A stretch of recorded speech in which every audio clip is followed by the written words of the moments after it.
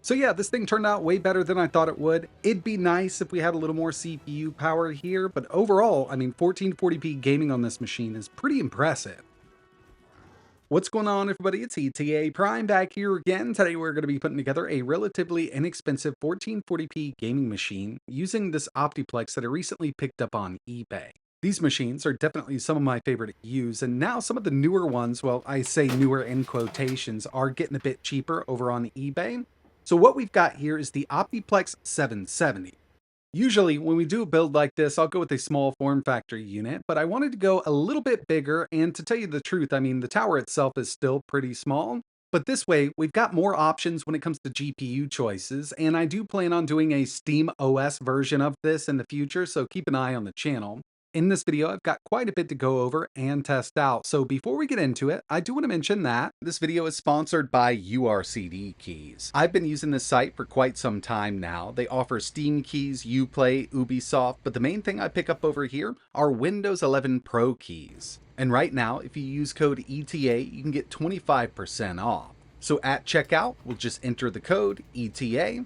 That's going to bring the price down to $22.88. They're going to email you that key, and then you can activate Windows. Speaking of that, let's head over to a new PC that I recently built. As you can see, we're running Windows 11, and from Settings, we're going to go to Activation Settings. It's going to tell us that we're not active. We don't have a key installed, so we're just going to paste it right in here, choose Next. It's going to activate Windows for us, and we're ready to go. If you're in need of cheap Windows keys, I'll leave a link in the description, and remember, you can use code ETA for 25% off. But when it comes to adding a GPU to this PC, there's a lot of different options we have given the form factor. You could always go with something that doesn't require any extra power connectors. This is a low profile RTX 3050. You'll be good with 1080p. We've also got a few SATA connectors here, and you could use an adapter SATA to 8-pin. And for that, the highest end I would go is an RTX 3050 that requires power. And yeah, with the 260 watt power supply that comes included, an RTX 3050 running over something like this would be just fine. And the desktop versions of the RTX 3050 are actually pretty cheap over on eBay, but like I mentioned, I wanted to game at 1440p on this machine, so I'm going to go with something a bit higher end. I opted to use an RTX 4060, and with this, in this machine, I will have to upgrade the power supply, but the main reason I wanted to go with the 4060 was frame generation. And yeah, if this was a more expensive machine, I wouldn't think about frame gen, but we're working with an older office PC. It's actually got an Intel i7-9700, 16 gigs of RAM, and having a little bit of frame generation will really help out for 1440p gaming on something like this. I would recommend the i7-9700 here. It's got 8 cores, 8 threads, but you can pick up one with an i5-9500 for much cheaper, and that one's got 6 cores and 6 threads. You'll still see some pretty decent performance there, but I'd say the i7 would definitely be the way to go. So getting right down to it, like I mentioned, we've got 16 gigabytes of RAM. I believe this came with a 512 gigabyte M.2 SSD, but since we're going to be using that RTX 4060, we do need to replace this power supply. This uses a proprietary 6-pin Dell connector, and it looks a little something like this. We've also got a 4-pin for CPU power up top, and that's not proprietary. But unfortunately, without an adapter, you can't just use a regular power supply in this. But luckily, these adapters are actually pretty cheap. Over on Amazon, I got this for $10. 24-pin over to that 6-pin, and you can use a regular power supply with this. You could go with a flex power supply, SFX, ATX, as long as you can make it fit. Now, it doesn't have a standard mounting position in the bottom, so you will have to kind of make something work. Or you could pick up a power supply that does fit in here properly. This is an upgraded 500 watt, but as you can see, it's $110. Now, this will support an RTX 4060. It's actually got 2 extra 8-pin PCIe connectors. But like I mentioned, I wanted to keep this as cheap as possible. I've already got a couple power supplies laying around. And I've used a few of these in small form factor builds. This is a 500 watt fully modular from Apiva. They're about $48 over on Amazon, and they work out really well. Definitely smaller than the one in here, and it should be pretty easy to mount it in its place. But the first thing we need to do here is remove the stock power supply. And once we've got that removed, you can see this actually slides right down in place. Now, we'll have to come up with some type of mounting system for it, but I've got enough room here to plug it in, and it's going to offer more than enough power for this setup. Of course, it would be much easier to purchase that 500 watt that fits right in here, but again, I've already got this power supply and it's going to save me some money. So now all I need to do is add that proprietary Dell 6-pin adapter that I picked up on Amazon. We'll go ahead and plug it in. Again, when it comes to CPU power up top, it just takes one 4-pin. Standard connection here. I've got a few zip ties so we can get everything cleaned up, but now it's time to add the GPU. Originally, I was going to go with the Intel B570 just because you can pick them up new for pretty cheap. It's a great performer, but unfortunately with the ASRock version that I actually have on hand right now, it will not fit inside of this case once you close everything up. It's just a bit too long. But most of these RTX 3060s, 4060s, and 3050s are going to fit in here just fine. Go ahead and plug that 8-pin power connector in, and I'll show you this does close right up. Just make sure this thing will come on, and so far so good. Now, I've got Windows 11 Pro installed. I definitely need to get all of the drivers updated.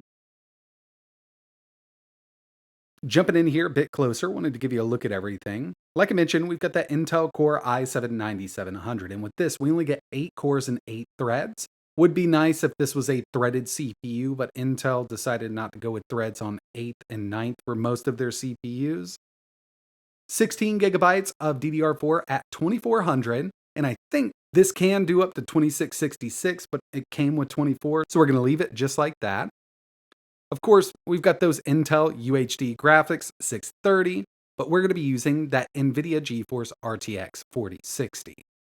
The CPU here in this machine will do up to 65 watts, and we can get it to go a bit higher using a third-party application, but the cooling system just really isn't up to the task with this 9700. So we'll be running at that stock 65 watt TDP, and the first thing I wanted to show you were just a couple benchmarks, then we're going to get right into some gaming to show you what this thing can really do. First one we have here is Geekbench 6, and this thing is coming in with a single core score of 1,612, multi 5,884. And just to kind of give you an idea, something like the Ryzen 5600X, a little over 2,000 on single, and multi is coming in with an 8,502. Now, one of the main things to keep in mind is this i7-9700 was actually released in 2019, making it close to 6 years old now. The last benchmark I have here is Time Spy, and this thing came in with a 9,758, which isn't that shabby, but after all, I mean, we've got that RTX 4060, which is a really good card the way it is right now. But now it's time to move over to some real-world gaming, and the first one we have here is Cyberpunk 2077. We're at 1440p Ultra with DLSS frame generation on.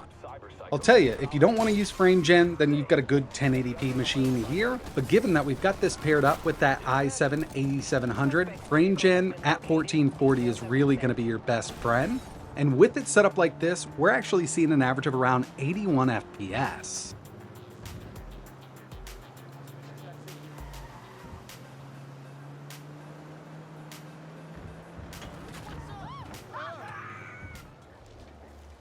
Next up, we've got Spider-Man 2, and with this, I didn't use any DLSS frame gen, but we are using DLSS.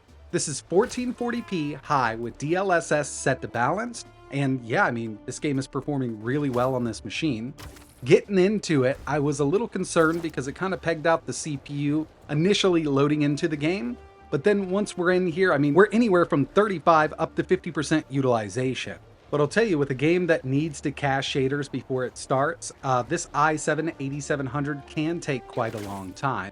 Sometimes you can reason with people. And I had that issue with Marvel Rivals here. So once you start the game up for the first time, it needs to cache those shaders. Not horrible, but I kind of thought we were stuck a few times here and there. And to tell you the truth, is just because these newer CPUs with those extra threads run through those shaders so much quicker. But with this game here, we're at 1440p Ultra with DLSS set to balance, and we're seeing an average of around 81 FPS.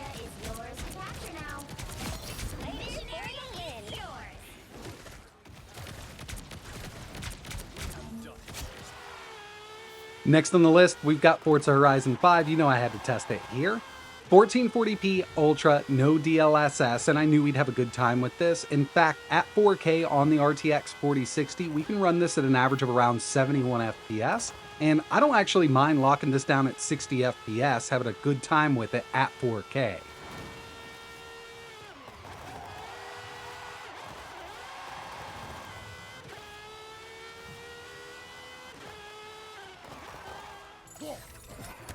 God of War Ragnarok 1440p Ultra with DLSS frame gen on. And I'll tell you, at 1080 Ultra, this actually performs really well, around 72 FPS on average, but adding that frame gen in at 1440 is really going to take you up there, seeing an average of 94 FPS.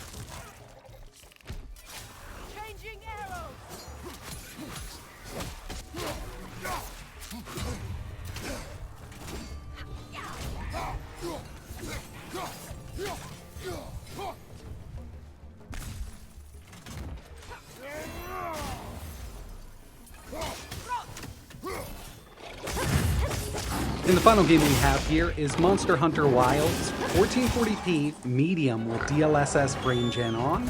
And I mean, in some cases it does come pretty close to going under 60, even set up like this. I'm gonna chalk this up to poor optimizations with the game, and you know, a lot of people have been running into issues. But if you don't mind playing it at 1080, you could definitely take this up to Ultra, no problem at all.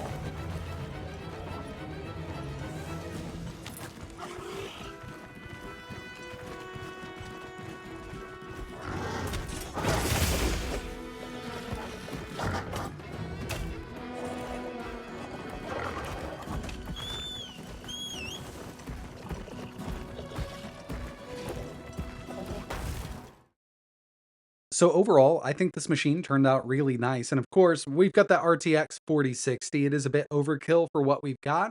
But when it comes down to it, that frame gen really helps out with this lower end CPU for sure.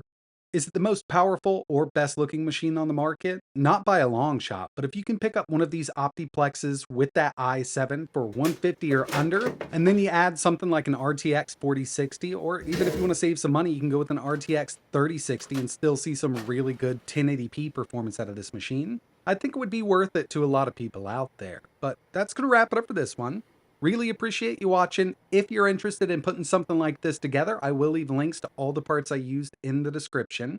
And like I mentioned earlier in the video, I do want to install SteamOS on this, but unfortunately it's really not compatible with NVIDIA cards, so I'm going to have to add an AMD card to this. I'll have a full video coming up soon, so keep an eye on the channel. But that's it for this one. And like always, thanks for watching.